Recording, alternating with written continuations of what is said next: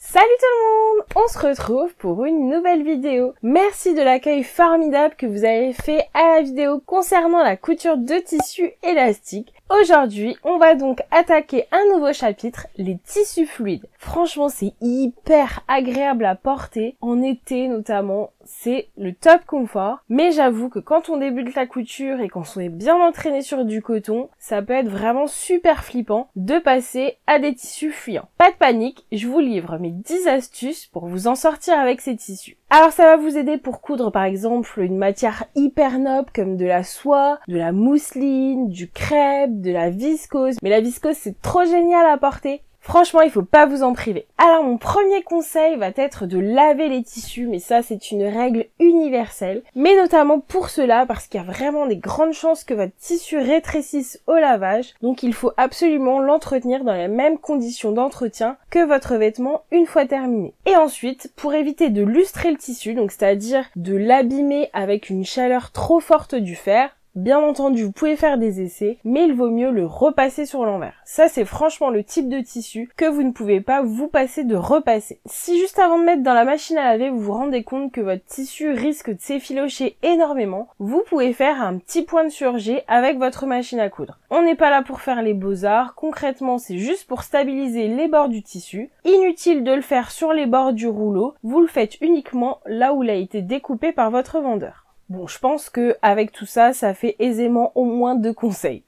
Mon troisième conseil va être d'utiliser plutôt ce genre d'outil de découpe. Donc il s'agit d'un cutter rotatif. Et moi, je vous conseille une petite lame. Franchement, c'est beaucoup mieux pour la précision. Donc le top du top, sur votre table, vous y installez un tapis dit auto-cicatrisant. Donc c'est exactement ce que j'ai là derrière et vous allez pouvoir découper tous les bords de votre tissu. L'avantage du cutter rotatif, c'est que vous allez pouvoir maintenir avec votre main et passer la roulette tout au bord de votre tissu. Dans les angles un peu compliqués, n'hésitez pas à mettre une petite pointe de ciseaux, les tout petits ciseaux, ce sera très bien parce que c'est pas toujours évident dans les angles. Mais le souci du coup avec un gros ciseau sur toute la surface, c'est que le ciseau va avoir tendance à du coup surélever un peu votre tissu et comme le tissu est fuyant, c'est ultra galère. Franchement pour cette découpe, vous serez beaucoup plus à l'aise avec ce type de produit. Alors celui-ci, il s'agit de la marque Clover. J'avais fait une vidéo spécialement dédiée à la marque et franchement je suis ultra contente de sa qualité. Je vous laisse aller visionner la vidéo si vous voulez en savoir plus. Pour la découpe, vous pouvez aussi utiliser l'astuce, si vous avez comme moi une table qui a tendance à glisser, à positionner un tissu coton. Donc un tissu coton qui ne craint rien. Par contre, c'est vrai que ça va être dommage parce que vous allez forcément l'abîmer avec votre cutter. Donc voilà, à voir si vous avez des vieux draps de récup,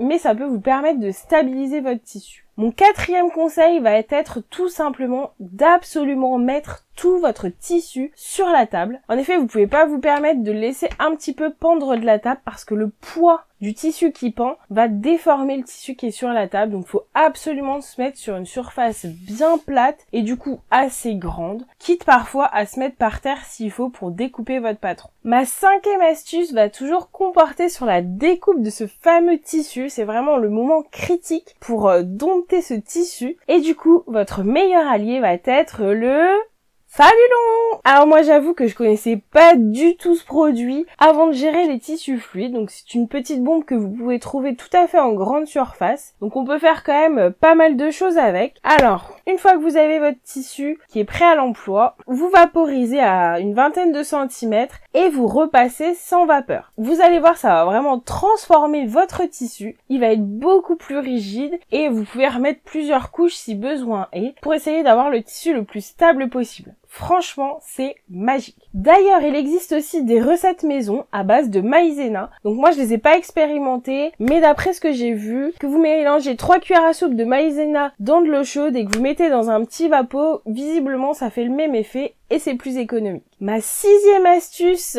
va être de prendre des aiguilles adaptées. Franchement, c'est hyper important et on sous-estime trop souvent l'impact de choisir du bon matériel. Je le dis régulièrement dans les vidéos. D'ailleurs, si vous n'êtes pas au courant, peut-être que vous n'étiez pas abonné, n'hésitez pas à le faire dès maintenant et en cliquant sur la cloche, ça vous permettra d'être notifié des nouvelles vidéos. Alors personnellement, je suis ultra fan des aiguilles Schmidt. Franchement, je trouve que c'est une super qualité Et pour ce type de tissu, je vais toujours opter pour la gamme Microtex. Franchement, c'est vraiment un bonheur de coudre avec celle-ci. Alors si ça vous intéresse, je vous mets tous les petits liens dans la barre de description, vous n'aurez même pas besoin de chercher. Alors ma 7e astuce va être également de coudre avec des épingles fines. En fait, pour exactement les mêmes soucis que d'avoir des aiguilles fines, il va falloir épingler votre tissu avec des épingles spécialement pour tissus délicats. Alors mes chouchous, c'est vraiment celles de chez Merchant Mills, mais il faut avouer qu'elles ont un certain coût. Vous en trouvez dans d'autres gammes telles que chez Prime, etc.,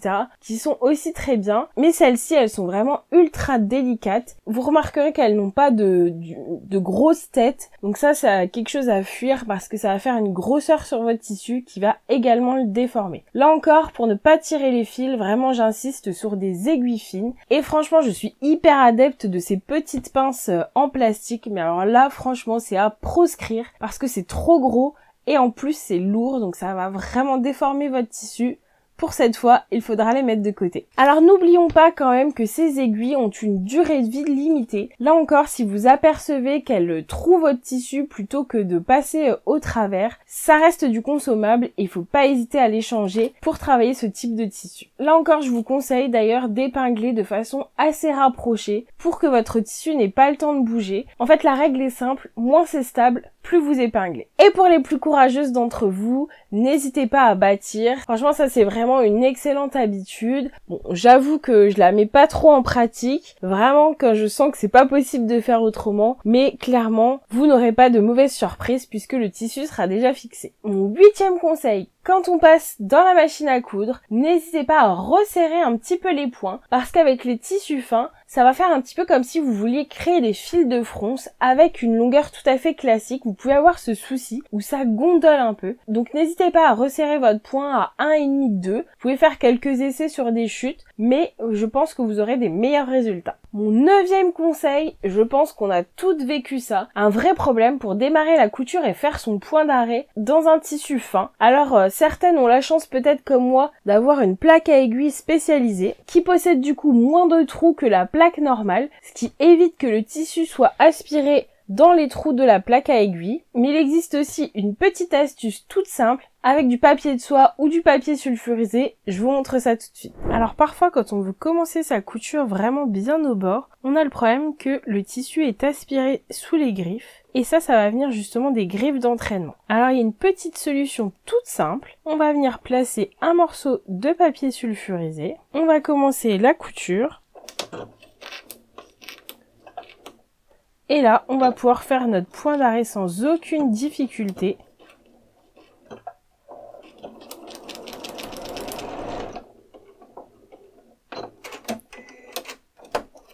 Et une fois que c'est terminé, on vient tout simplement arracher le papier. Donc la couture est au bord. Bon là j'ai un petit problème de tension qu'il faut que je règle. Mais en tout cas vous voyez que j'ai fait mon point d'arrêt sans aucune difficulté. Et enfin mon 10e et dernier conseil, parfois il est ultra galère de faire les ourlets sur les petits tissus comme ça tout fins, ça marche pas super bien quand c'est écrasé au fer. Alors mon astuce va être hyper simple en fait, quand j'ai besoin par exemple de faire un ourlet d'1 centimètre replié 2 fois, au lieu de replier mon tissu, de le repasser, en fait je vais tout simplement coudre tout le tour de mon ourlet à 1 cm. Comme ça j'aurai un repère fiable qui va me permettre du coup de plier le tissu exactement à la bonne valeur et de pouvoir replier une dernière fois pour terminer mon ourlet. Ça permet vraiment de stabiliser les bords du tissu et franchement c'est hyper intéressant dans un tas de situations. Alors pour les ourlets, au lieu de plier une première fois, d'essayer d'épingler tant bien que mal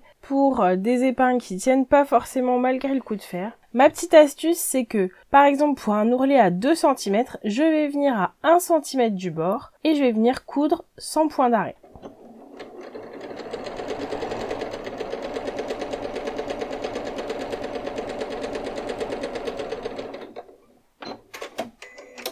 Et comme ça, vous allez avoir un repère pour votre tissu qui va venir se plier beaucoup plus facilement afin de pouvoir faire l'ourlet final. J'espère que cette vidéo vous aura aidé à dédiaboliser et à apprivoiser ces tissus qui font parfois peur, surtout quand on débute. Si vous avez d'autres conseils, surtout n'hésitez pas à les mettre dans les commentaires. Franchement, ça peut servir vraiment à plein de monde. J'espère vraiment que vous allez oser passer le cap de ces tissus. Franchement, c'est à force de faire que ça vient et qu'on prend confiance et qu'on apprécie plus coudre ces jolis tissus. Si vous avez aimé cette vidéo, n'hésitez pas à mettre un petit pouce, ça fait super plaisir. Quant à moi, je vous retrouve très bientôt. Salut!